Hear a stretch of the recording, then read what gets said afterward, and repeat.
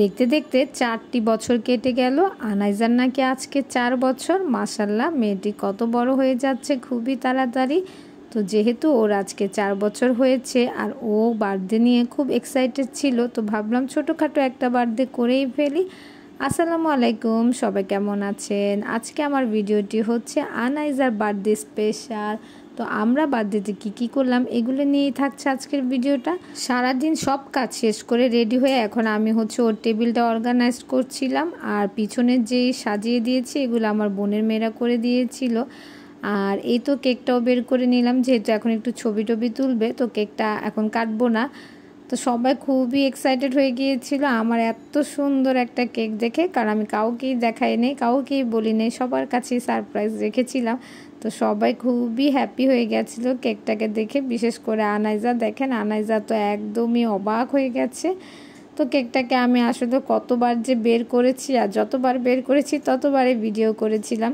তো এখন হচ্ছে পুরো ফুললি হচ্ছে টেবিলটা সাজিয়ে দিয়েছিলাম। তো সাজানোর পর হচ্ছে আনাইজার অনেকগুলা ছবি তুলবো, একটু ভিডিও করব। আর এবার আসলে বার্থডেটা আমি করতে চাইনি, কিন্তু দেখলাম যে যখন আদিয়ানের বার্থডে গেল জুলাইয়ের 1 তারিখে, তখন থেকে আনাইজা বলতো মা আমারটা কবে আসবে, আমি কেক কাটবো, এটা করব সেটা করব। তো ভাবলাম যে এবার ও একটু বড় হচ্ছে, তার মানে ও একটু বুঝতে শিখেছে, তো এবার হয়তো বা একটু করা লাগতে পারে। তো ঠিকই দেখলাম যে ও অবশ্যই বলেছে যে ও করবে, এরকম ড্রেস পরবে, বারবি কেক হবে। তো বারবি কেকটা আমি ওর জন্য সারপ্রাইজই রেখেছিলাম, বাট ও জানতো না। আমি ওকে বলেছিলাম আমি বানাতে পারবো না, কিন্তু আমি তো আসলেই বানিয়েছি। একটু সময় লেগেছে, কষ্ট হয়েছে, বাট ওর জন্যই করেছি। কারণ মেয়েদের বা ছেলেদের ওরা যেটাই বলুক, বাচ্চাদেরকে খুশি করাতে পারলেই আমরা খুশি। দেখেন এই যে আনাইজা কত খুশি, সুন্দর একটা হাসি দিয়েছিল। এই যে আমার ছেলে আর মেয়ে বারবি ডলটার সাথে ওদেরকে একটু ক্যাপচার করছিলাম। তো এখন সবাই দুষ্টামি করছিল, বিশেষ করে আমার হাজবেন্ড। দেখেন কি করে।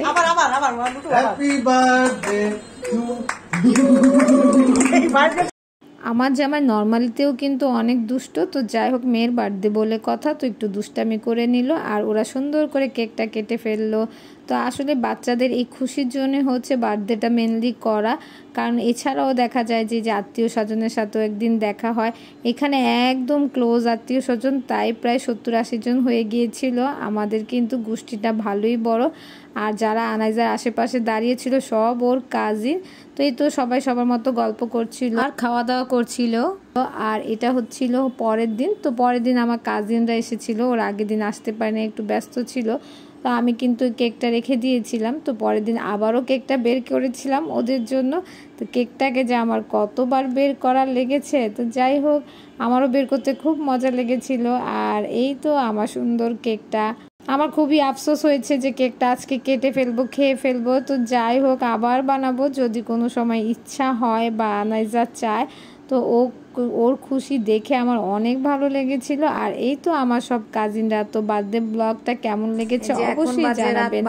আর খাবারের আইটেমগুলো আমি ভালো করে ক্যাপচার করতে পারিনি, কারণ অনেক লাস্টের দিকে ব্যস্ত হয়ে পড়েছিলাম। আর এই যে আনাইজা রাত 12টার দিকে খাচ্ছিল। আনাইজা বার্থডে কেমন লাগছে? কেমন? ভালো, জোরে বলো। অনেক ভালো। টাটা দিয়ে দাও সবাইকে, বলো গুড নাইট। আজকে এ পর্যন্তই, আল্লাহ হাফেজ।